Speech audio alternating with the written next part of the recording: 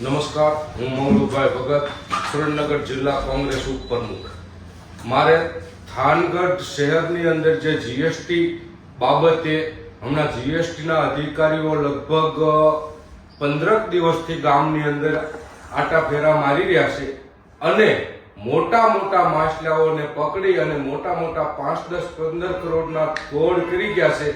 તો મારે શ્રી સરકારને, શ્રી ભૂપેન્દ્રભાઈ સીએમને મારે એક રજૂઆત કરવી છે. જો 5-25 કરોડ રૂપિયાનો જો અમારા જીએસટી વિભાગના અધિકારીઓ તોડ કરી જતા હોય તો અહીંયાના વેપારીઓ છે એ હજારો કરોડનું ખોટું કરતા હશે, ત્યારે 50 કરોડ રૂપિયા એમને ભ્રષ્ટાચારના ફંડમાં દેવા પડતા હોય છે.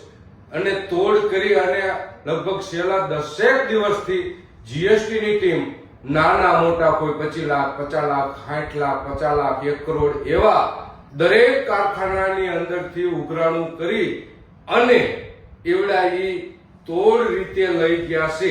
એના પ્રૂફ સાથે 2 દિવસ પહેલા છાપામાં પણ આવ્યું હતું.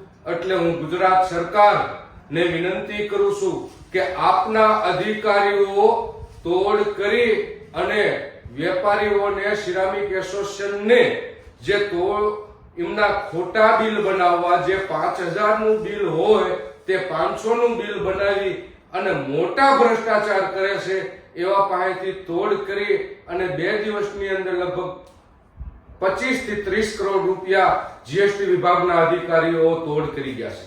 એટલે મહેરબાની કરી અને હું જિલ્લા કલેક્ટર સાહેબને પણ એક રજૂઆત મૌખિક કરું છું કે મહેરબાની સાહેબ કરી અને આપ સરકારમાં સારી એવી રજૂઆત કરો કે અમારા ઉદ્યોગપતિ જે છે તે મોટા ભ્રષ્ટાચાર કરી 5000 નું બિલ, 500 નું બિલ બનાવે, 5000 નો માલ હોય, 4000 નો માલ હોય, 400 નું બિલ બનાવે, બીજા ભૂતિયા ખાતામાં એના પૈસા વેપારીઓ દ્વારા નાખતા હોય છે, આંગળીયા દ્વારા આવતા હોય છે.